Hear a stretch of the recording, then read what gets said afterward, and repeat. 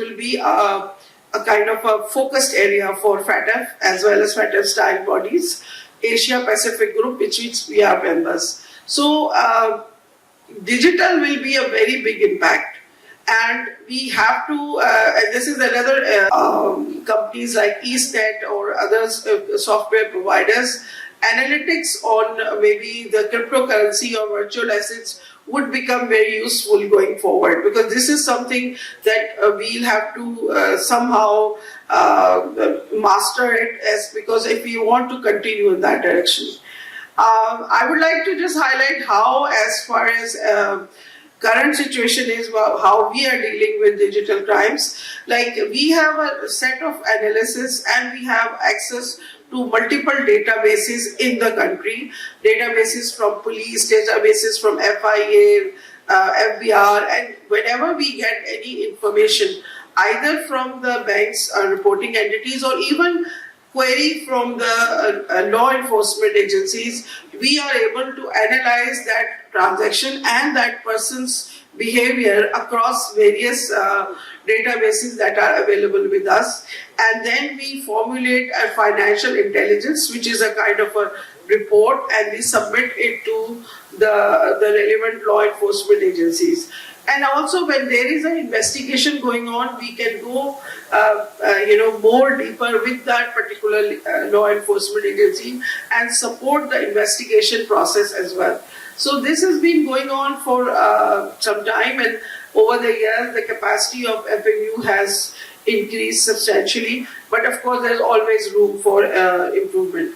Another thing that we are quite active nowadays, particularly post this FATF evaluation, that we have now international collaboration with significant countries where we have major inflows and outflows. So we are also able to get information from foreign countries and help our law enforcement agencies on that. So for example, nowadays if you take money out, let's say to UAE or to say South Africa or somewhere else, we have a collaboration agreement with their FIUs, so we can get information about that person and their bank accounts there quite easily. So that has really helped us and helped our law enforcement agencies to investigate better.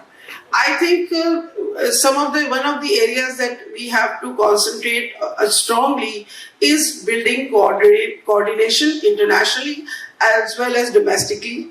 And we try to build domestic collaboration with the industry participant as much as possible.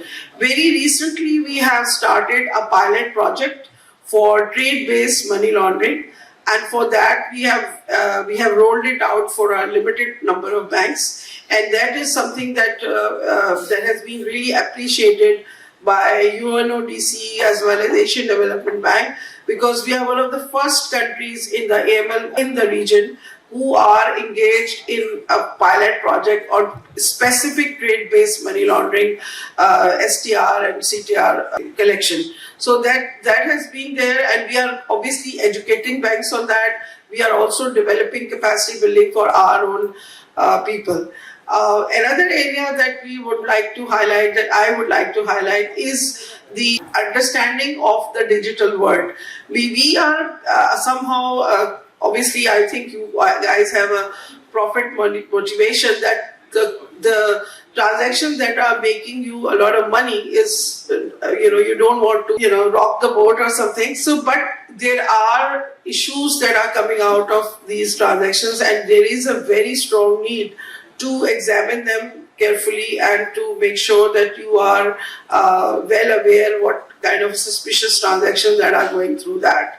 It's also happening in the remittances, and it was also happening in our domestic remittances also. So we have to be extra careful. We don't want to stifle anything, but it's the cost of money laundering, being attached to any of your transaction is humongous. Not only the domestic regulator penalize a lot, it can have countrywide consequences for us. So I think really it is quite tough, and you have to make sure that this is not going on. Similarly, if the use of cryptocurrency, particularly in TF. You have to understand that Pakistan, how it is viewed.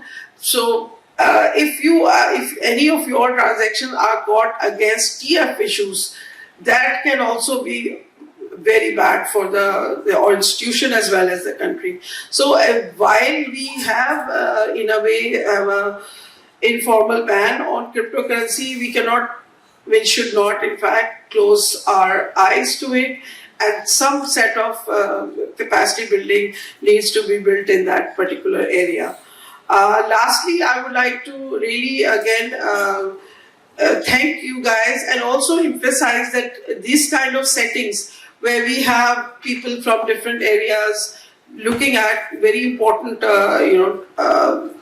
transactions and the important developments that are happening in our country and in the world, it is important to have those interactive meetings. And I would like that maybe after these keynotes speaking, there are panels where you can have more question and answers, because this is a very good mode of getting people together and making them realize the importance. So once again, thank you very much, and I hope you have a very productive entire session. Thank you very much.